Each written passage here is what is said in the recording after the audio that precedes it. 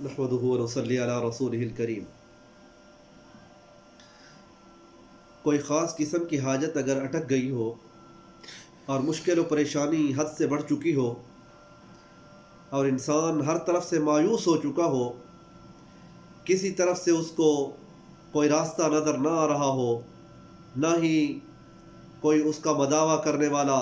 موجود ہو، وہ اکیلا تنہا ہو، ہر طرف سے پریشانیوں نے اس کو گھیر رکھا ہو اور مشکلات کے پہاڑ اس پر ٹوٹ پڑے ہوں اور مایوسی کی حالت کو جا رہا ہو، تو مایوس ہونے سے پہلے ایک مرتبہ یہ وظیفہ جو بتانے لگا ہوں، دعائیہ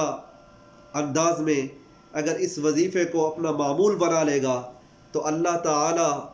جیسے اس وظیفے کے اندر فرمایا گیا ہے حسبنا اللہ ونعم الوکیل، کہ اللہ تعالی میرے لیے کافی ہے اور بہترین کارساز ہے۔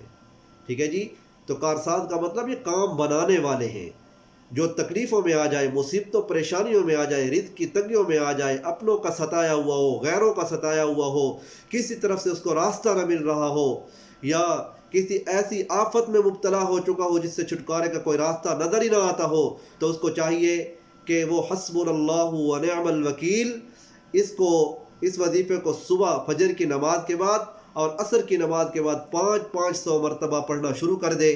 11 دن پڑھ لے، 11 دن کے اندر اللہ تعالیٰ اس کی مصیبت پریشانی کو دور فرما دیں گے۔ اگر 11 دن میں کام نہ ہو تو اس کو 21 دن تک لے جائے، اگر 21 میں کام نہ بن سکے تو اس کی آخری حد 41 دن ہے، 41 دن تک اس کو اس ترتیب سے پڑھنا شروع کر دے، انشاءاللہ العزیز اللہ تعالیٰ اس کی تکالیف کو، پریشانیوں مصیبتوں کو اللہ تعالیٰ دور فرما دیں گے، اور خوشیاں اور بہاریں اور رزق کی فراوانیاں اللہ تعالیٰ اس کی طرف متوجہ فرما دیں گے۔ تو آپ حضرات سے یہی گزارش ہے کہ ان وظائف کو